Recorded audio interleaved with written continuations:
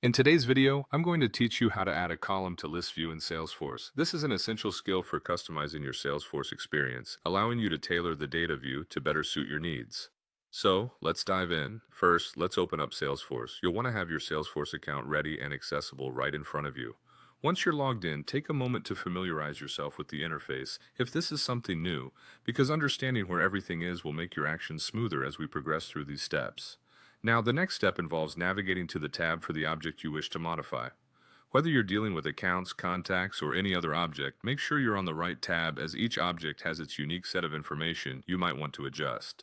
It's important to note that finding the correct object is crucial, as everything we do from here will be specific to the object tab you've selected. Once you have your tab open, look to the right-hand side of your screen where you'll find a familiar site, the gear icon. Clicking this will reveal a host of powerful options for configuring your views. Clicking this icon takes you to the setup page for list view. A handy tip here is to become familiar with this icon, as it serves as the gateway to a lot of Salesforce customization options. After clicking the gear icon, you'll see an option to click New.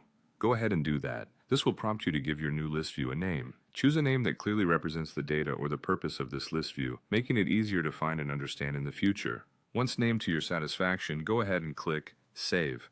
Remember, clarity and naming conventions helps in maintaining organized and efficient workflows, especially in collaborative environments. With your new list view in place, click the gear icon again. This might feel repetitive, but it's a necessary step to drill down further into customization options. Upon doing this, you'll now see an option to select fields to display.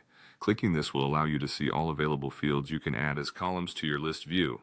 Now comes the fun part, selecting the fields you want to add as columns. These should be fields that are important to your work process. Consider what data is most valuable for you on a day-to-day basis and select those fields accordingly. You can add as many as are useful to you. Once your fields are selected, you might want to reorder these columns based on priority or frequency of use. You can use the up and down arrows to arrange them exactly how you'd like. This simple act of reordering ensures that the most relevant data is where you can access it fastest. Finally, when you're happy with your selection and the order of your columns, don't forget to click Save. This action secures all the changes you've made and implements your newly customized list view. And there you have it. You've successfully added a column to the list view in Salesforce. By customizing these views, you make Salesforce work for you, allowing you to focus on the information most pertinent to your role. Keep exploring and tweaking these settings to get the most out of your Salesforce experience.